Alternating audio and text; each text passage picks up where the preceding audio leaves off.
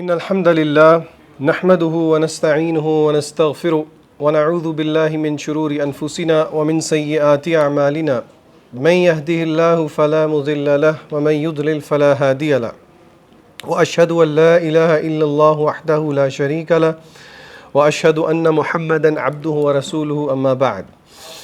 قال الله جل وعلا في كتابه الكريم بعد أن أقول أعوذ بالله من الشيطان الرجيم بسم الله الرحمن الرحيم عما يتساءلون عن النبأ العظيم رب اشرح لي صدري ويسر لي أمري واحلل عقدة من لساني يفقهوا قولي. السلام علیکم ورحمۃ اللہ وبرکاتہ. کیسے ہیں جی؟ سب خیریت سے ہیں؟ آج ہم میرے خیال سے دو ہفتے بعد ریزیوم کر رہے ہیں. ایک ہفتے بعد کہ دو ہفتے ہو گئے. چلیں الحمدللہ. تو الحمدللہ آج ہم جو ہے وہ ایک نئی سیریز کا آغاز کر رہے ہیں، جس طرح کہ آپ سب سے مشورہ کیا تھا جز امہ کی تفسیر انشاءاللہ. لیکن جز امہ کی تفسیر کی باری آج بھی نہیں آئے گی اور اگلے فرائیڈے بھی نہیں آئے گی. اس کی وجہ یہ ہے کہ قرآن مجید کی ایکسپلینیشن یا قرآن مجید کی تفسیر شروع کرنے سے پہلے کچھ چیزیں جو ہیں وہ بہت اہم ہوتی ہیں، بہت ضروری ہوتی ہیں سمجھنے کے لیے. ہمارے ٹیچرز نے بھی ہمیں یہ بات سکھائی ہے اور ہم نے بھی ان سے یہ سیکھی ہے کہ اگر ان چیزوں میں ہم ویل گراؤنڈڈ ہوں تو پھر ہم میکسیمم بینیفٹ لے سکتے ہیں. مقصد میکسیمم بینیفٹ لینا ہے، محض صرف چیزوں کو سمجھنا نہیں ہے، بلکہ جسے آپ کہتے ہیں نا کہ جتنا زیادہ آپ اپنی انڈرسٹینڈنگ کو آپٹیمائز کر سکتے ہیں 100% تک لے کے جا سکتے ہیں، اس لیے ان کو لے کے جانا چاہیے. 4 چیزیں ہیں جن کے بارے میں ہم بات کریں گے سورہ عما یتساءلون کی تفسیر شروع کرنے سے پہلے. اور بائی دا وے جس طرح کہ طے پایا گیا تھا، ہم اینڈ سے نہیں، ہم 30th پارے کے شروع سے شروع کریں گے انشاءاللہ. سب سے پہلی چیز جو ہم دیکھیں گے وہ یہ ہے کہ جس کتاب کو ہم پڑھنے جا رہے ہیں وہ اتنی اہم کیوں ہے. قرآن مجید ہے، اس کی فضیلت کیا ہے؟ اللہ تعالیٰ کے ہاں اس کی فضیلت کیا ہے؟ ہمارے ہاں بھی اس کی فضیلت ہوگی، لیکن اللہ تعالیٰ اس کو کتنا میگنیفائی کرتے ہیں، اس کی فضیلت. پہلی چیز ہم دیکھیں گے کہ قرآن کتاب و سنت کی روشنی کے اندر قرآن مجید کی فضیلت کیا ہے. جب آپ اگر آپ کو کسی چیز کی فضیلت کا پتہ بھی ہے، اس کو ذرا دہرا لیتا ہے جب بندہ، تو آپ پھر قرآن مجید کے میننگ کو زیادہ اچھے طریقے سے اپریشیٹ کرتے ہیں. سادہ سی مثال دیتا ہوں. آپ کسی بھی محفل میں جائیں، کوئی اٹھ کے بندہ تقریر کرنا شروع کر دے یا کوئی انٹروڈکشن دینا شروع کر دے محفل کے بارے میں، تو آپ شاید وہ چیز اتنے غور سے نہ سنیں. لیکن اگر وہ آپ کو یہ کہے کہ میں اس کا سٹیٹس بہت بڑا ہو، فار ایگزامپل صدر کا وہ پی اے ہو، فار ایگزامپل کوالیفیکیشن میں وہ بہت زیادہ کوالیفائڈ ہو، اور یعنی کہ دیکھنے سے آپ کو لگ نہ رہا ہو کہ یہ اتنا کوالیفائڈ ہے، لیکن جب وہ اپنا انٹروڈکشن کروا دے، جب اس کی امپورٹنس اور اس کی فضیلت آپ کے سامنے آئے گی، پھر اس کا ایک ایک لفظ جو ہے وہ بہت بھاری لگے گا آپ کو. تو بالکل ایسے ہی قرآن مجید کی ہم فضیلت دیکھیں گے. دوسری چیز جو ہم دیکھیں گے، کچھ صفات ہیں، کچھ کیریکٹرسٹکس ہیں. کیریکٹرسٹکس سمجھتے ہیں جو کہ ضروری ہیں قرآن مجید سے پورا فائدہ اٹھانے کے لیے. وہ کل 18 کیریکٹرسٹکس ہیں جو میں آپ کے سامنے رکھوں گا. وہ کیریکٹرسٹکس جیسے جیسے انسان کے اندر آتے جاتے ہیں ویسے ویسے قرآن مجید سے زیادہ فائدہ بندہ اٹھاتا ہے. تو یہ کتاب ہر کوئی اس کو پڑھ سکتا ہے، لیکن کیا ہر کوئی برابر فائدہ اٹھا سکتا ہے؟ نہیں. تو دوسری چیز جو ہم دیکھیں گے کہ وہ صفات جو کہ انسان اپنے اندر لے کے آئے تو وہ قرآن مجید سے سب سے زیادہ فائدہ اٹھا سکتا ہے. تیسری چیز جو ہم دیکھیں گے وہ یہ ہے کہ کون سی ایسے نیگیٹو ٹریٹس ہیں جو کہ ہمارے اندر نہیں ہونے چاہیے قرآن مجید کو پڑھتے ہوئے. ایک تو ہے جو ہونے چاہیے، کچھ 8 ترتیب میں نے آپ کے سامنے رکھی ہے. تیسری چیز جو ہم بات کریں گے وہ یہ ہے کہ 8 کریکٹرسٹکس جو کہ میرے اور آپ کے اندر نہیں ہونے چاہیے. اگر وہ ہوں گے تو پھر بینیفٹ نہیں ہوگا. اس کی مثال سلف الصالحین دیا کرتے تھے، لیکنگ بکٹ. اخلاص کی مثال وہ لیکنگ بکٹ کی دیتے تھے کہ اگر آپ بکٹ بھر رہے ہیں لیکن اس کے نیچے سوراخ ہے، تو ایٹ دی اینڈ اگر آپ کسی کے پاس لے کے جاتے ہیں تو پانی گر چکا ہوگا سارا. اخلاص کی مثال وہ اس طریقے سے دیتے تھے کہ اللہ کے ہاں کوئی عمل قبول نہیں ہو سکتا اگر آپ کے بکٹ کے اندر ہول ہے، یعنی کہ اخلاص نہیں ہے. اور پھر چوتھی چیز اور سب سے امپورٹنٹ چیز، ویسے تو یہ تینوں چیزیں بہت امپورٹنٹ ہیں، قرآن مجید کی تفسیر کرنے کے کچھ رولز ہیں. کوئی بھی میں اور آپ اٹھ کے یہ نہیں کہہ سکتا کہ میں تو یہ سمجھتا ہوں کہ قرآن مجید کی آیت یہ کہتی ہے. میں ابھی آنے سے پہلے پڑھ رہا تھا ایک تصویر میں، وہ ایک آج کل کیا ہے وہ مارول کیا ہے بھائی وہ مارول کیا ہے، فلم ہے ڈرامہ ہے؟ مارول سیریز ہے. تو اس میں بہت بات چلی ہوئی ہے کہ اس میں کوئی آیت کوٹ کی گئی کہ جس نے ایک انسان کو قتل کر دیا، اس نے غالباً سورہ مائدہ کی آیت ہے، اس نے پوری انسانیت کا قتل کر دیا. جس نے ایک جان کو بچا لیا، اس نے کہ گویا کہ ساری جانوں کو بچا لیا. مفہوم یہ ہے. تو بحث یہ چل رہی تھی کہ مسئلہ یہ نہیں ہے کہ صرف قرآن مجید کی آیت کو کوٹ کر دیا جائے، مسئلہ یہ ہے کہ آپ اس کے اصول سمجھیں کہ قرآن مجید کی کوئی بھی ایک آیت جو ہے اس کا میننگ کون ڈیفائن کرے گا؟ میں کروں گا، کوئی کسی یونیورسٹی کا پروفیسر کرے گا، یا پھر اللہ تعالیٰ ہی کی طرف سے وہ اصول آ رہے ہیں جو کہ قرآن مجید کے ہیں. تو انشاءاللہ اس کے لیے کچھ میں نے آپ کے سامنے آج کیس اسٹڈی بھی رکھی ہے. یہ تھوڑا سا ایک اسکرپٹ ہے جو کہ ہم پڑھیں گے اور پھر میں آپ سے پوچھوں گا. یہ ایک بڑی مشہور تو نہیں لیکن ایک تفسیر ہے جو کہ اتنی جانی مانی نہیں ہے. اس کا کچھ انہوں نے انٹروڈکٹری باتیں کی ہیں اپنی تفسیر کے اندر. اس کی ایک انگلش میں جلد میرے پاس موجود بھی ہے. تو اس کو ہم دیکھیں گے کہ اگر اس میں کوئی مسئلے مسائل ہیں تو وہ کیا ہیں، کیونکہ اس میں کچھ مسئلے ہیں اور بہت گہرے مسئلے مسائل ہیں. At the face of it آپ کو نظر نہیں آئیں گے لیکن وہ اصول پڑھنے کے بعد سمجھ میں آئیں گے. تو یہ 4 چیزیں انشاءاللہ: قرآن مجید کی فضیلت، کریکٹرسٹکس جو کہ میرے اور آپ میں ہونے چاہیے، نیگیٹو ٹریٹس جو کہ میرے اور آپ میں نہیں ہونے چاہیے، اور نمبر 4 اصول التفسیر ہم دیکھیں گے. اصول التفسیر ایک بہت بڑا ٹاپک ہے، اس کو بالکل سمرائز کر کے میں آپ کے سامنے آج رکھوں گا. مقصد اس کی ڈیٹیل میں جانا نہیں ہے، مقصد صرف ایک آپ سمجھیں کہ ایک آؤٹ لے اور ایک اسکیلیٹن فریم ورک میں آپ کے سامنے رکھوں گا انشاءاللہ.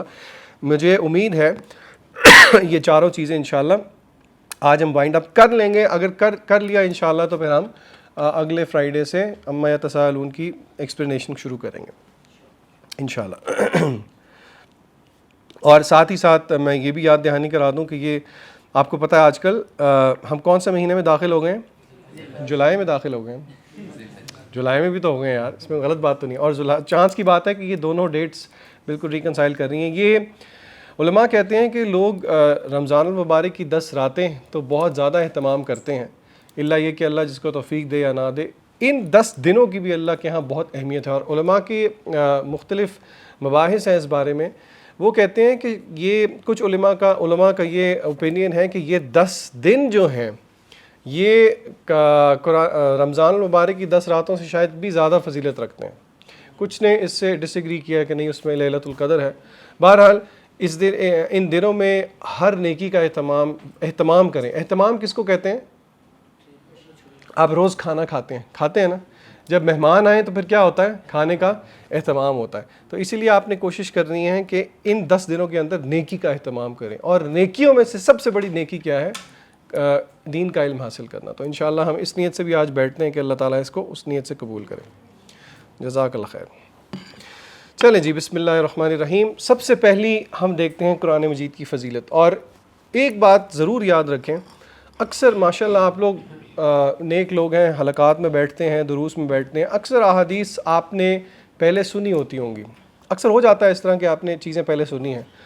2 رویے ہیں جو کہ ہم رکھ سکتے ہیں اس چیز کو ذہن میں رکھتے ہوئے کہ ہم نے چیزیں پہلے سن لی ہیں. ایک رویہ تو یہ ہے، یار مجھے پتہ ہے یہ چیز میں نے سنی ہوئی ہے، اگلی بات کریں. یہ رویہ اتنا پسندیدہ نہیں ہے. اس کی وجہ یہ ہے انسان بھول جاتا ہے، اور اللہ نے قرآن مجید میں نبی کریم صلی اللہ علیہ وسلم کو یہ حکم دیا ہے، وذکر، اے نبی آپ یاد دہانی کراتے رہیے. یاد دہانی کس کو کہتے ہیں؟ یاد کروانا کس کو کہتے ہیں؟ ایک چیز آپ کو پتہ ہو، بھول گئی ہو، اس کو دوبارہ سے اس کی یاد دہانی کروائی جائے. اللہ تعالیٰ کہتے ہیں وذکر فإن الذکریٰ تنفع المؤمنین. اے نبی کریم صلی اللہ علیہ وسلم آپ ان کو یاد دہانی کروائیے، بے شک یاد دہانی اہل ایمان کو فائدہ پہنچاتی ہے. تو ایون اگر آپ کو ایک چیز پتہ بھی ہے، ہمیشہ یہ فریم آف مائنڈ رکھیں کہ یار اگر مجھے پتہ بھی ہے، اس کو غور سے سنوں، یہ چیز مجھے ایٹ دی اینڈ فائدہ دے گی ہی دے گی. یہ دین کی باتیں، قرآن مجید کی باتیں، احادیث کی باتیں اس ایکیڈیمک چیزیں نہیں ہیں کہ ایک دفعہ آپ نے سن لیا تو آپ نے بینیفٹ اٹھا لیا. یہ ایسی چیز ہے جس سے بار بار آپ فائدہ اٹھائیں، کیونکہ قرآن کا لفظ اس لفظ سے نکلا ہے. قرآن کا مطلب کیا ہے بائی دا وے، اگر آپ میں سے کسی کو یاد ہو؟ بار بار پڑھے جانے، یعنی کہ بار بار اس کی طرف مراجعہ کیا جاتا ہے، اس کی طرف رجوع کیا جاتا ہے. تو سب سے پہلی فضیلت میں آپ کے سامنے رکھوں گا، یہ روایت ہے حضرت ابو ہریرہ سے رضی اللہ تعالیٰ عنہ. وہ فرماتے ہیں کہ نبی کریم صلی اللہ علیہ وسلم نے ارشاد فرمایا، جب کچھ لوگ اللہ کے گھر میں جمع ہو کر اللہ کی کتاب کی تلاوت کرتے ہیں اور باہم سیکھتے سکھاتے ہیں. یہاں پہ حدیث میں لفظ آیا اللہ کے گھر میں، لیکن محدثین نے اور علماء نے کہا ہے کہ یہ اس سے ضروری نہیں ہے کہ صرف مسجد ہی ہو، اس کا اطلاق کسی بھی محفل پہ ہو سکتا ہے، جس طرح کہ ہماری محفل ہے. تو جب وہ قرآن مجید پڑھتے ہیں، سیکھتے سکھاتے ہیں، تو 4 چیزیں ہوتی ہیں. نمبر 1، ان پر سکینت نازل ہوتی ہے. سکینت کس کو کہتے ہیں؟ دل کا سکون. لیکن ہو سکتا ہے ہم میں سے کوئی یہاں پہ بیٹھا ہو، گھر کی بہت پریشانی ہو، کام کی پریشانی ہو، ٹھیک ہے، maybe apparently at the back of the mind وہ پیچھے چلی جائے کلاس میں، لیکن کیا خیال ہے وہ ہوگی تو ہونا، ذہن میں تو رہے گی. تو پھر سکینت کیا ہے؟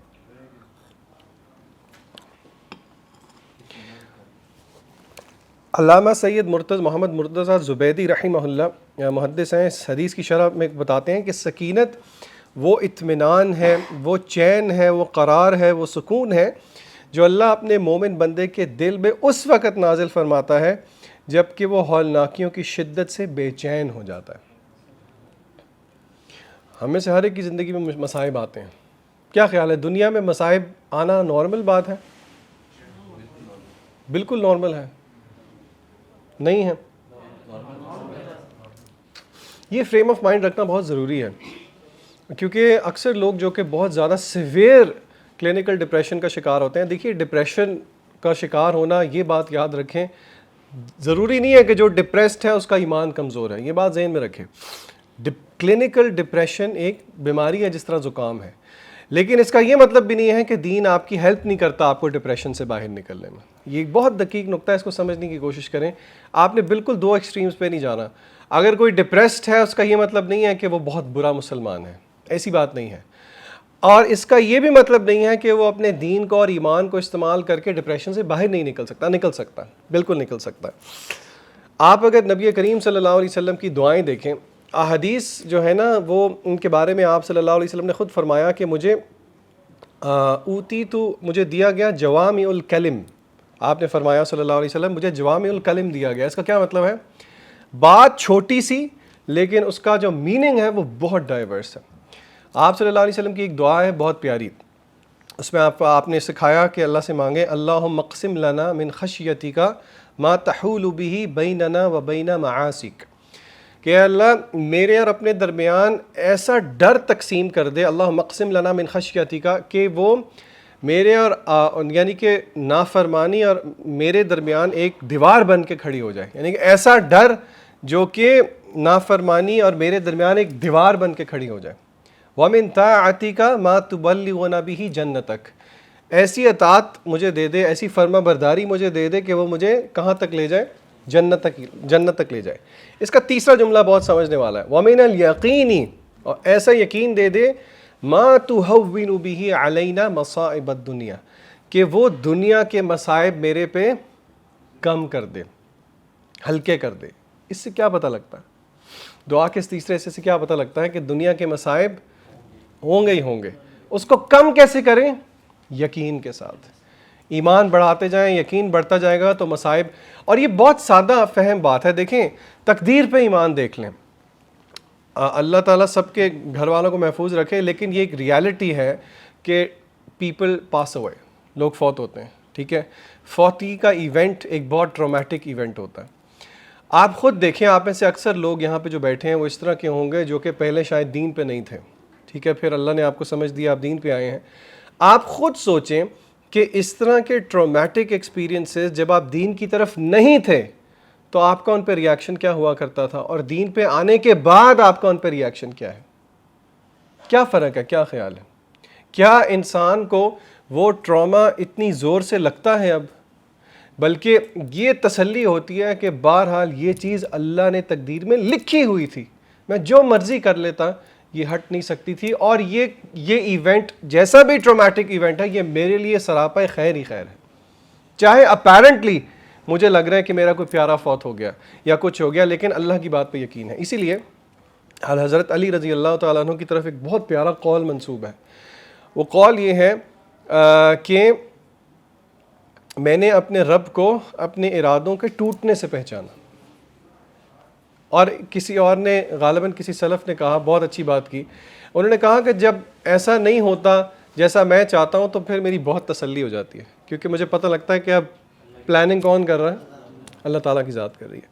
تو اس لیے یہ بات ذہن میں رکھیں کہ پریشانیاں ایک نارمل سی بات ہے۔ ہاں، اس کا یہ مطلب نہیں ہے کہ میں اور آپ اللہ تعالیٰ سے پریشانی مانگیں، پریشانی طلب نہیں کرنی چاہیے، عافیت ہی طلب کرنی چاہیے۔ بہرحال تو بات چل رہی تھی کہ آپ صلی اللہ علیہ وسلم نے فرمایا کہ ان پر سکینت نازل ہوتی ہے، وچ مینز کہ اس سے چین، اطمینان، سکون، قرار، دل کی پریشانی کا دور ہونا، ذکر و عبادت میں لذت محسوس ہونا، معاصی سے نفرت ہونا۔ آپ یقین کریں یہ جو دو صفات ہیں یہ اہل ایمان کی صفات ہیں، اور اگر ہم اپنا محاسبہ کریں تو ہمیں اس کے اپوزٹ نظر آتا ہے۔ مجھے بتائیں کہ گناہ جو ہیں کیا وہ پر لذت نہیں ہوتے ہیں، لیکن اللہ تعالیٰ نے سورہ حجرات کے اندر اہل ایمان کی صفت بتائی، وَكَرَّهَ إِلَيْكُمُ الْكُفْرَ وَالْفُسُوقَ وَالْعِصْيَانَ، کہ ان کو کراہت کس کو کہتے ہیں؟ چھپکلی کس کو بہت بری لگتی ہے؟ کچھ لوگ ہوتے ہیں نا دے کانٹ ایون، مجھ سے یقین کریں چھپکلی دیکھی بھی نہیں جاتی، اس کو دیکھ کے الجھن ہوتی ہے، اور جن کو الجھن ہوتی ہے سوچیں وہ آپ کے اوپر گر جائے جب آپ کپڑے بدل رہے ہوں۔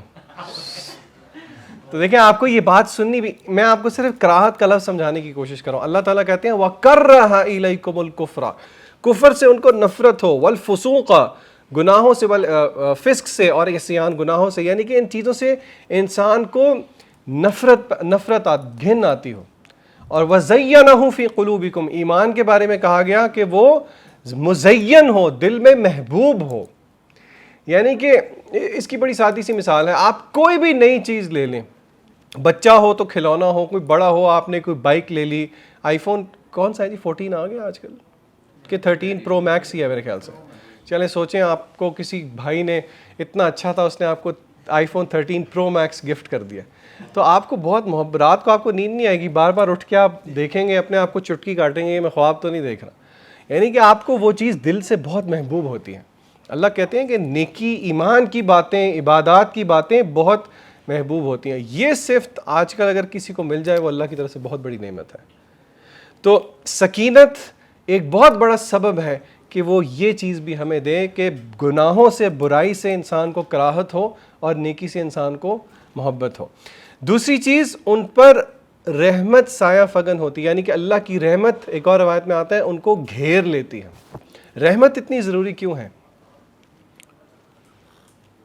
اللہ کی مغفرت بھی بہت ضروری ہے، رحمت بھی بہت، باقی چیزیں بھی ضروری ہیں، لیکن یہ رحمت کو اتنی امپورٹنس کیوں ہے؟ ایک حدیث میں آتا ہے، مفہوم میں آپ کو بتا رہا ہوں، کہ آپ صلی اللہ علیہ وسلم نے فرمایا کہ تم میں سے کوئی بھی، اور آپ جب مخاطب ہیں تو کن سے مخاطب ہیں؟ صحابہ سے، جن کے بارے میں قرآن میں جنرلی کیا آیا ہے؟ رضی اللہ تعالی عنہم ورضوا عنہ، کہ اللہ ان سے راضی، وہ اللہ سے راضی۔ یعنی کہ صحابہ کرام وہ ہیں جن کے بارے میں اللہ تعالیٰ نے یہ بات کر دی، ٹھیک ہے؟ اللہ کے نبی صلی اللہ علیہ وسلم فرماتے ہیں کہ تم میں سے صحابہ کوئی بھی محض اپنے اعمال کی وجہ سے، اپنی نیکی کی وجہ سے جنت میں نہیں جا سکتا، الا یہ کہ اللہ کی رحمت اس کے شامل حال نہ ہو جائے۔ پھر کسی صحابی نے جب آپ صلی اللہ علیہ وسلم نے یہ بتایا تو پوچھا کہ یا رسول اللہ صلی اللہ علیہ وسلم، کیا آپ کے ساتھ بھی یہ معاملہ ہے؟ اب اسے کہتے ہیں اوڈیسٹی، کسی صحابی نے جرأت کر ہی لی پوچھنے کی کہ کیا آپ کے ساتھ بھی یہ معاملہ ہے؟ آپ صلی اللہ علیہ وسلم اکثر دینی معاملات میں ایکسیپشنز رکھتے ہیں، مثلا تہجد کی نماز امت پر فرض ہے، فرض نہیں آپشنل ہے، اور آپشنل نمازوں، فرض نماز کے بعد سب سے اللہ کو جو محبوب نماز ہے وہ تہجد کی نماز ہے۔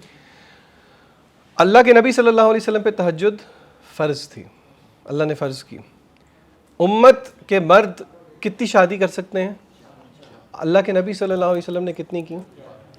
یعنی کہ آپ دیکھیں دین کی اکثر چیزوں میں آپ صلی اللہ علیہ وسلم نے ایکسیپشنز کی۔ اس حدیث میں آپ صلی اللہ علیہ وسلم نے کہا ہاں میں بھی محض اپنے اعمال کے بل بوتے پہ جنت میں نہیں جا سکتا، الا یہ کہ اللہ کی رحمت مجھے گھیر لے۔ یہاں سے ہمیں پتہ لگتا ہے کہ رحمت کا ہونا چھوٹی چیز نہیں ہے، اسی لیے اور کوئی دعا سمجھ آ نہ رہی ہو تو اللہ سے رحمت ہی طلب کر لیا کرے، رب اغفر ورحم وانت خیر الراحمین۔ اللہ کی رحمت ہلکی پھلکی چیز نہیں ہے.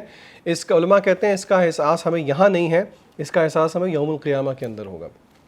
تیسری چیز جو ان کے ساتھ ہوتی ہے, فرشتے ان کے گرد حلقہ لگا لیتے ہیں. چوتھی چیز, اللہ تعالیٰ ان کا ذکر و بیان بطور فخر اپنے ملائکہ کے سامنے کرتے ہیں. اور یہ بھی ایک بہت بڑا, علماء کہتے ہیں یہ بھی ایک بہت بڑی بات ہے. فرشتے جو ہیں وہ اللہ کی, آپ سمجھیں کہ ایک بہت یعنی کہ فرشتے ایک بہت عظیم کریشن ہے اللہ تعالیٰ کی, جو کہ ان کی عظمت ون آف دا ریزنز کہ وہ بہت ایک گریٹ کریشن ہے. کیا خیال ہے جی, ون آف دا ریزنز کیا ہوگا کہ فرشتے اللہ تعالیٰ ان کی کریشن اللہ تعالیٰ کو, یعنی کہ بہت اس کی گریٹ کریشن ہے اللہ تعالیٰ کی, بہت زیادہ عبادت کرتے ہیں. ان کے پاس فری ول نہیں ہے, ان کے پاس فری, اللہ کہتے ہیں لا یعصون اللہ ما امرہم ویفعلون ما یؤمرون, اللہ کی نافرمانی نہیں کرتے بلکہ وہ کر جاتے ہیں جس کا اللہ ان کو حکم دیتے ہیں. اور ایک اور روایت میں آتا ہے آپ صلی اللہ علیہ وسلم نے اپنے ہاتھوں کو ایسے کیا اور کہا کہ ساتوں آسمان میں اتنی بھی جگہ نہیں ہے خالی کہ جہاں پہ اللہ تعالیٰ کو ایک فرشتہ سجدہ نہ کر رہا ہو. اور اس حدیث میں آتا ہے کہ آسمان چیخے مار رہا ہے, جس طرح کہ ایک ٹیبل پہ آپ زور لگائیں تو اسکویک کرتی ہیں. آپ صلی اللہ علیہ وسلم نے کہا کیوں آسمان جو ہے وہ اسکویک نہ کریں, کیونکہ 4 انگلیوں کے برابر بھی جگہ کوئی نہیں ہے جہاں پہ فرشتہ اللہ کو سجدہ نہ کرے. تو اس طرح کی مخلوق جب گھیرا ڈال لے, اور ایک اور روایت میں آتا ہے کہ وہ گھیرا اوپر آسمانوں تک, جنت تک جاتا ہے, اور اللہ تعالیٰ پوچھتے ہیں کہ میرے لوگ کیا مانگتے ہیں, تو فرشتے کہتے ہیں کہ یا اللہ یہ جہنم سے پناہ مانگتے ہیں, یہ جنت کا سوال کرتے ہیں. تو اللہ تعالیٰ کہتے ہیں جاؤ تم گواہ ہو جاؤ کہ میں نے ان کو وہ عطا کر دیا. تو آپ یقین کریں محض یہ محفل ہی جو ہے نا, میں اکثر بھائیوں کو کہتا ہوتا ہوں کہ آپ کو اگر لگ رہا ہے نا کہ آپ کا ٹائم بہت برا جا رہا ہے, ایمان لو ہے, سارا سلسلہ ہے, اس طرح کی محافل کو نہ چھوڑا کریں. حدیث میں کیا آتا ہے کہ اس طرح کی محفل میں کوئی گزرتا گزرتا بیٹھ بھی گیا, اس کی نیت اسے فائدہ اٹھانا نہیں بھی تھی, وہ بھی ان فضائل سے خالی نہیں جائے گا. اور ایک اور روایت میں آتا ہے کہ اس طرح کی محفلوں کو گارڈنز آف پیراڈائز کہا گیا.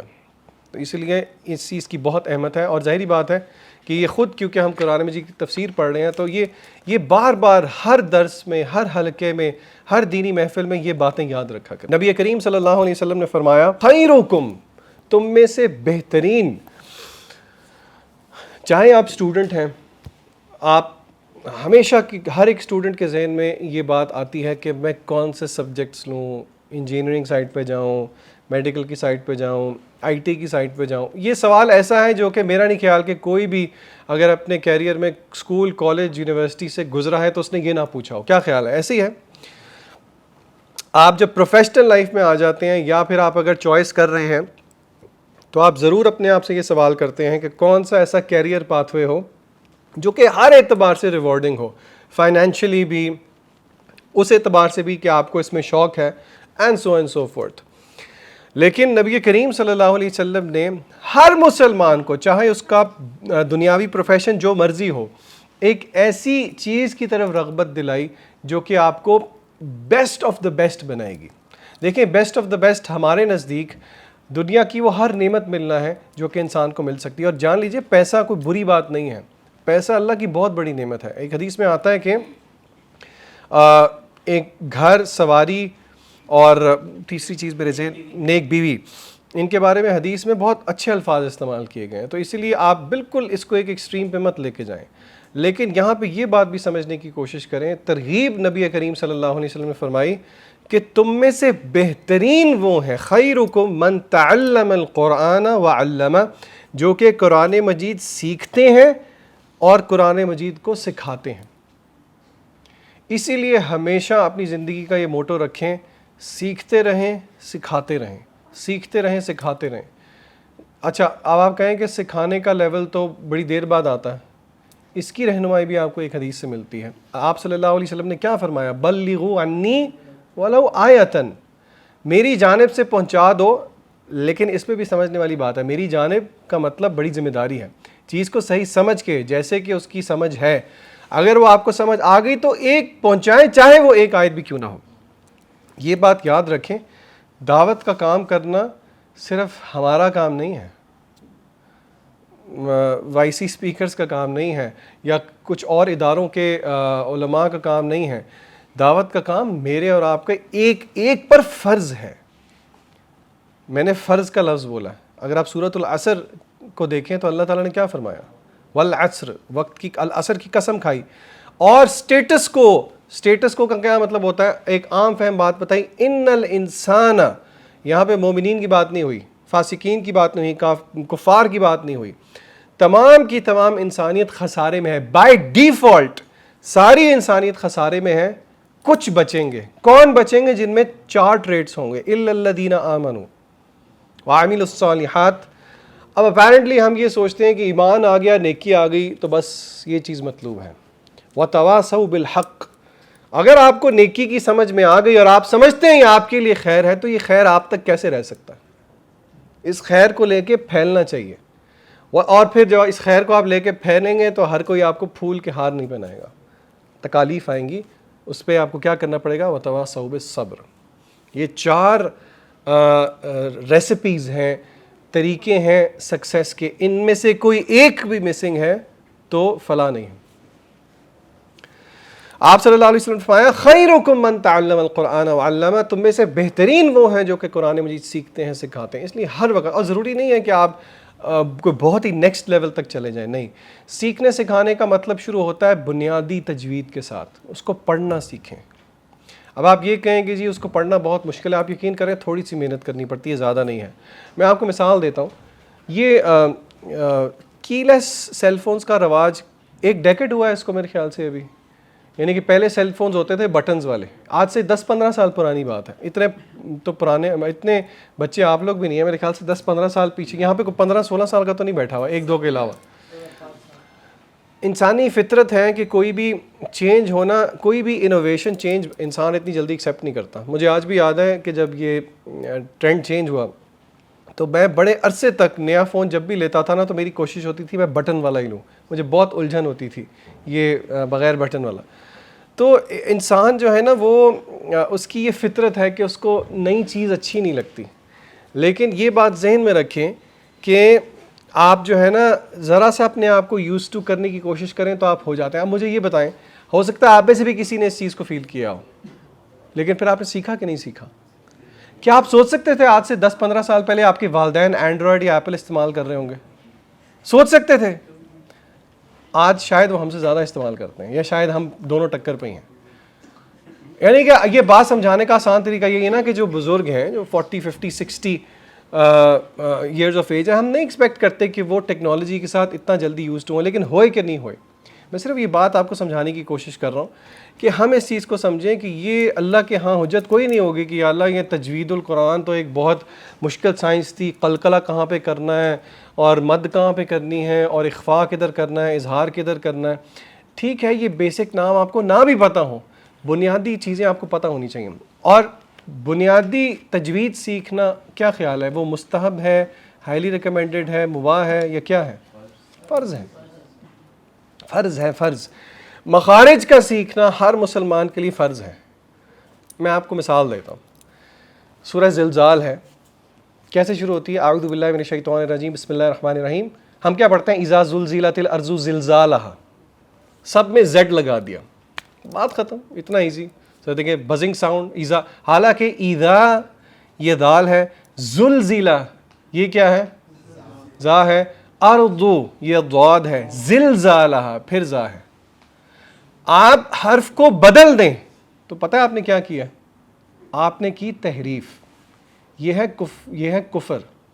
اور یہ انٹینشنل ہو تو یہ آپ کو دائرہ اسلام سے، میں نے کہا انٹینشنل ہو، میری بات کو غلط نہ لیجیے گا کہ سر نے تو. دیکھیں قرآن مجید پہ تحریف نہیں کر سکتے ہم، اللہ کے الفاظ کو چینج نہیں کر سکتے. میں آپ کو صرف گریوٹی سمجھانے کی کوشش کر رہا ہوں. قلب، قرآن مجید میں آتا ہے کہ اللہ قیامت کے دن جو اللہ کے سامنے قلب سلیم لے کے، اللہ عطا بقلب سلیم.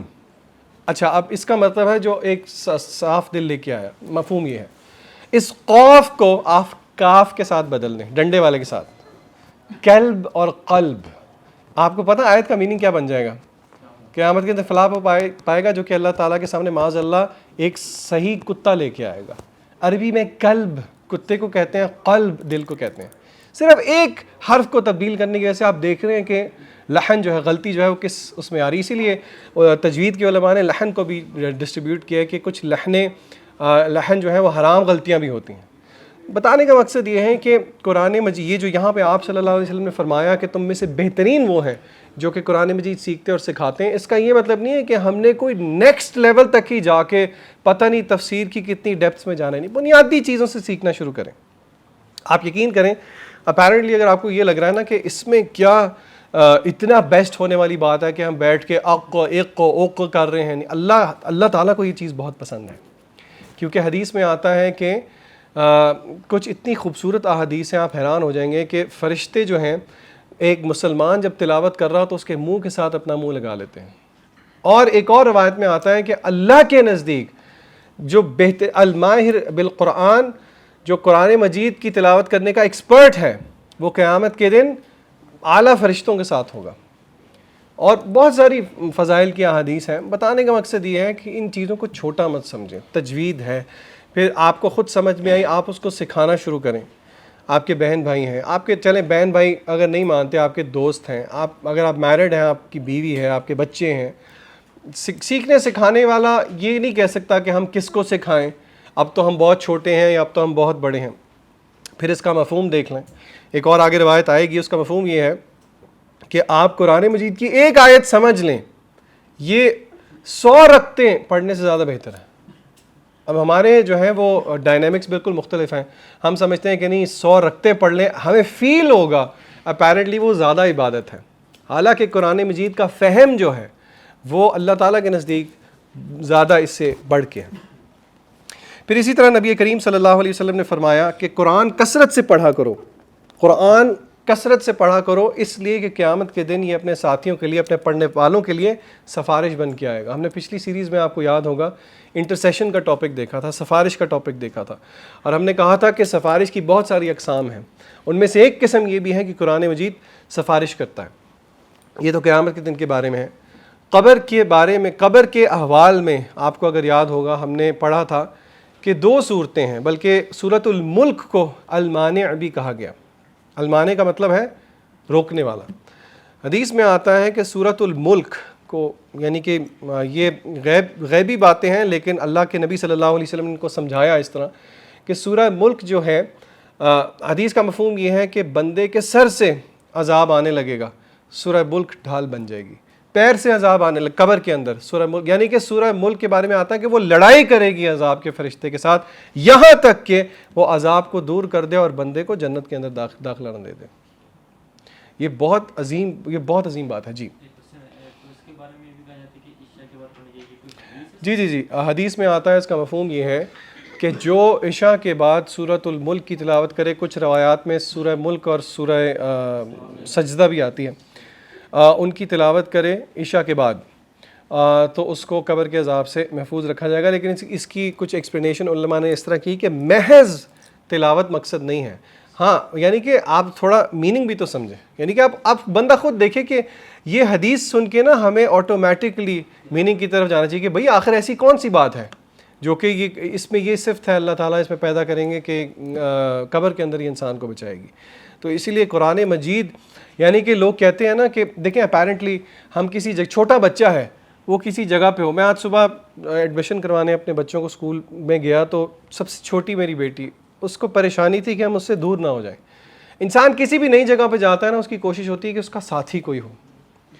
قبر بھی ایک نئی جگہ ہوگی، قبر بھی ایک نئی جگہ ہوگی، وہاں پہ کوئی پیارا نہیں ہوگا، صرف ایک ساتھی ہے اور وہ ہے قرآن مجید، جو کہ وہاں پہ جا کے ہمیں پتہ لگے گا کہ یہ کتنا عظیم ساتھی ہے، جس کو پڑھنے کے لیے آج میرے اور آپ کے پاس ٹائم نہیں ہے، جس کو سمجھنے کے لیے ہمارے پاس ٹائم نہیں ہے، چاہے جو بھی بہانہ ہو، چاہے وہ جینون بہانہ ہو۔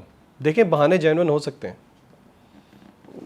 دنیا میں کے اندر مشغولیت ہے، بیوی بچوں کے ساتھ مشغولیت ہے، کام کے ساتھ مشغولیت ہے، لیکن یاد رکھیں کہ قرآن مجید پڑھنے والے پڑھتے ہیں اپنی مصروفیات کے باوجود۔ اور کچھ عرب علماء نے لکھا ہے کہ وہ کہتے ہیں کہ یہ چیز اپیرنٹلی آپ کو سمجھ میں نہیں آئے گی، لیکن جتنا زیادہ آپ قرآن مجید کے ساتھ اپنا وقت بڑھاتے جائیں گے اتنی زیادہ برکات آپ محسوس کریں گے۔ اور خاص طور پہ فجر کی نماز کے بعد اگر آپ اہتمام کر لیں باقاعدگی کے ساتھ، چاہے آپ یقین کریں واللہ چاہے 1-2 آیتیں ہوں، آپ دیکھیں گے کہ وہ دن ان دنوں سے بہت مختلف ہوتا ہے جن دن آپ قرآن مجید کی تلاوت نہیں کرتے۔ فجر کی نماز باجماعت اور یا تو نماز سے پہلے یا نماز کے بعد صبح پڑھا گیا قرآن، یہ آپ کا دن بدل دیتا ہے۔ ہم لوگ بہت زیادہ انڈر ایسٹیمیٹ کرتے ہیں فجر کی نماز باجماعت کو۔ یقین کریں فجر کی نماز باجماعت کو جتنا آپ حرصے، یعنی کہ اگر آپ مجھ سے کہیں ذیشان بھائی کوئی ایک ایڈوائس دے دیں، ایک ایڈوائس، تو میں آپ کو کہوں گا فجر کی نماز باجماعت کو حرص جان بنا لیں، جو مرضی ہو جائے فجر کی نماز باجماعت نہیں چھوڑنی، اہتمام کریں، محنت کریں۔ اور یہ مجھے اور آپ کو پتہ ہے کہ اس کی بہت بڑی وجہ، اور آپ حیران ہوں گے، ایک عالم نے یہاں تک کہا کہ فجر کی نماز، دیکھیں دین کے اصولوں کو سمجھنے والی بات ہے، وہ کہتے ہیں کہ فجر کی نماز اکثر لوگوں کی کیوں خراب ہوتی ہے؟ کیا خیال ہے جی کیوں خراب ہوتی ہے؟ ایک ہی وجہ ہے، لیٹ سونا۔ جو چیز آپ کو لیٹ سلواتی ہے کیا وہ آپ کا فرض خراب کرتی ہے؟ کرتی ہے کہ نہیں کرتی؟ تو جو آپ کا فرض خراب کرتی ہے وہ کس حکم میں آتی؟ حرام کے حکم میں آتی۔ میں نے جب پہلی دفعہ شیخ کی بات، اب اپیرنٹلی آپ کہیں یہ کیا ہے، میں کتاب پڑھ رہا ہوں، یہ پڑھنا حرام ہو گئی، اصولی بات سمجھنے کی کوشش کریں۔ جو چیز آپ کے فرض میں حائل ہو رہی ہے وہ چیز، علماء کہتے ہیں کہ وہ چیز آٹومیٹکلی اس چیز کو غلط بنا دیتی ہے، فوربڈن بنا دیتی ہے۔ یعنی کہ آپ کو پتہ ہے کنسسٹنٹلی آپ کی فجر خراب ہو رہی ہے اور آپ کو پتہ بھی ہے کہ وہ کس وجہ سے ہو رہی ہے، اور پھر بھی اس کے بارے میں ہم لیکس ہیں، تو یہ میں اور آپ اپیرنٹلی تو اس کو اپنے آپ کو دھوکہ دے سکتے ہیں، لیکن اس چیز پہ پکڑ ہوگی۔ اللہ ہماری اصلاح فرمائے۔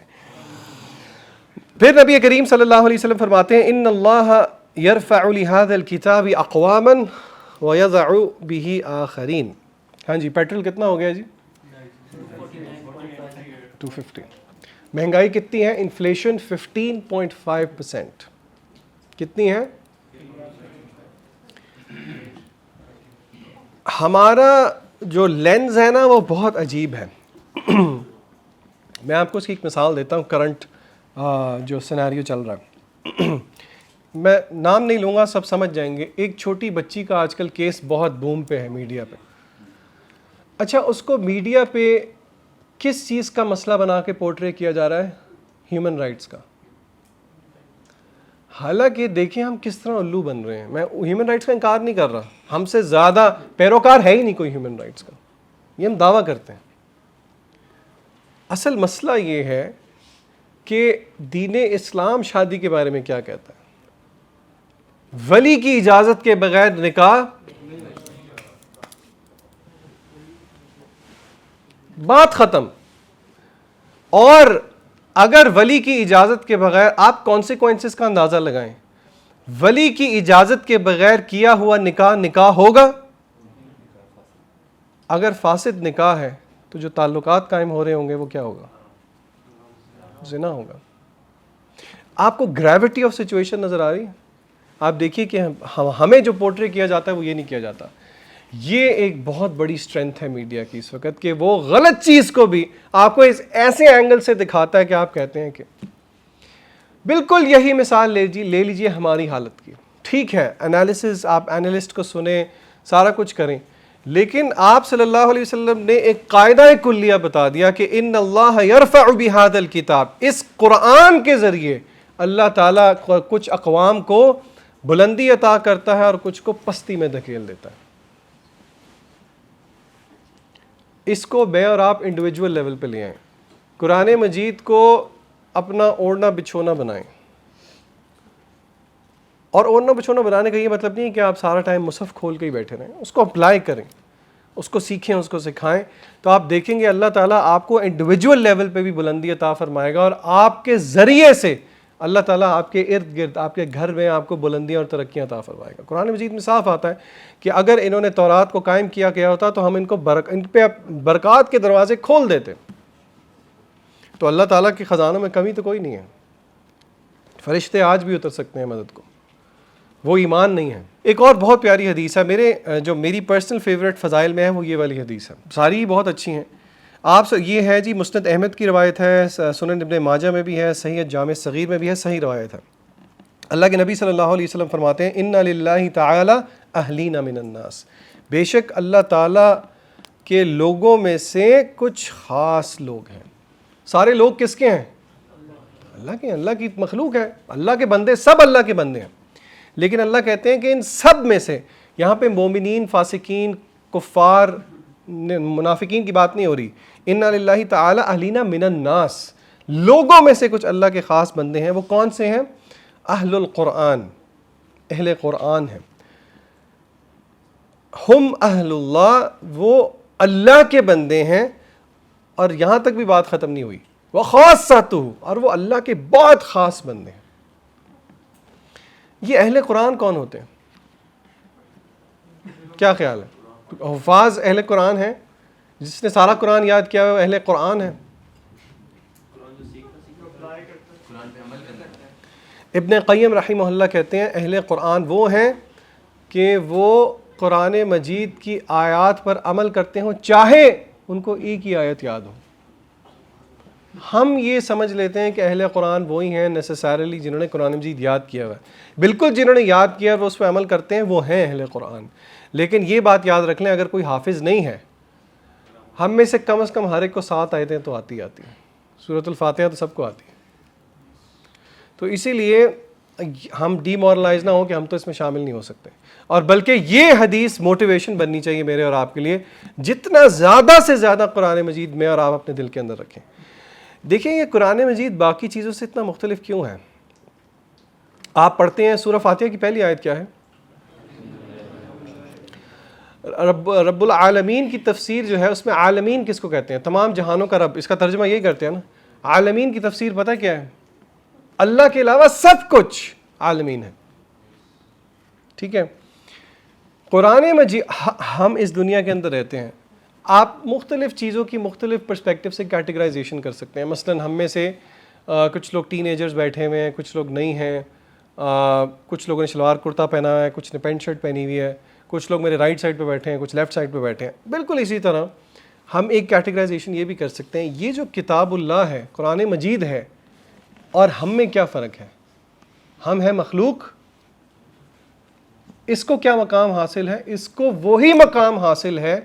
دیکھیں ایک اصولی بات یاد رکھیں، اللہ تعالیٰ کی ذات اور اللہ تعالیٰ کی صفات کی عظمت ایک ہی ہے. صفات کس کی ہیں؟ اللہ تعالیٰ کی ہیں. یہ کیا ہے؟ کلام اللہ، اللہ کی صفت ہے. The reason why قرآن مجید کو عظمت حاصل ہے because یہ اللہ تعالیٰ کی صفت ہے. تو جو اللہ کی صفت، اور میں آپ کو مثال دیتا ہوں. سورہ اعراف کے اندر مشہور قصہ ہے، موسیٰ علیہ السلام نے اللہ سے ریکویسٹ کی کہ ربی ارینی انظر الیک، کہ یا اللہ میں آپ کو دیکھنا چاہتا ہوں. لمبا قصہ ہے. اللہ تعالیٰ نے اپنی تجلی دکھائی، پہاڑ کیا ہو گیا؟ ریزہ ریزہ ہو گیا. اچھا اب سورہ حشر پہ آئیں. اللہ کیا کہتے ہیں؟ لو انزلنا ھذا القرآن علی جبل، اگر ہم نے اس قرآن کو پہاڑ پر نازل کیا ہوتا، لرأیتہ خاشعا متصدعا من خشیۃ اللہ، تو بھی پہاڑ کی یہ حالت ہو جاتی. کیوں؟ کیونکہ قرآن کیا ہے؟ صفت ہے اللہ تعالیٰ کی. اللہ کی ذات اور صفات کی جو عظمت ہے وہ ایک ہی جیسی ہے. تو اسی لیے اللہ تعالیٰ نے جو یہ ایک شرف بخشا ہے کہ اہل قرآن اللہ کے بندے ہیں اور اللہ کے خاص بندے ہیں. یہ کیوں ہے؟ کیونکہ ہم نے تعظیم کی اللہ کی کس صفت کی؟ کلام اللہ کی. اور اس صفت کی تعظیم کس کی تعظیم ہے؟ اللہ تعالیٰ کی تعظیم. پھر اسی طرح ایک اور روایت بھی، اور مجھے یاد ہے مغیرہ نے ایک دفعہ ایک قصہ سنایا کہ ان کے مدرسے کے اندر ایک اسٹوڈنٹ تھا. آپ کو پتہ ہے قرآن مجید کی مختلف قراءات ہیں، صغرا کبرا بھی ہیں. تو میں آپ کو حدیث سناتا ہوں پھر وہ قصہ سناتا ہوں. حدیث میں آتا ہے یقال لصاحب القرآن اقرأ ورتق ورتل کما کنت ترتل فی الدنیا، کہ اہل قرآن سے قیامت کے دن کہا جائے گا کہ پڑھتا جا آہستہ آہستہ خوبصورتی سے جس طرح تو دنیا کے اندر پڑھا کرتا تھا، اور چڑھتا جا، پڑھتا جا اور چڑھتا جا. تیری جگہ فَإِنَّ مَنزِلَتَكَ عِنْدَ آخری آیہ تقرأها، تیری یعنی کہ you will end where you end reciting. تو جس نے پورا قرآن یاد کیا ہے وہ زیادہ اوپر جائے گا.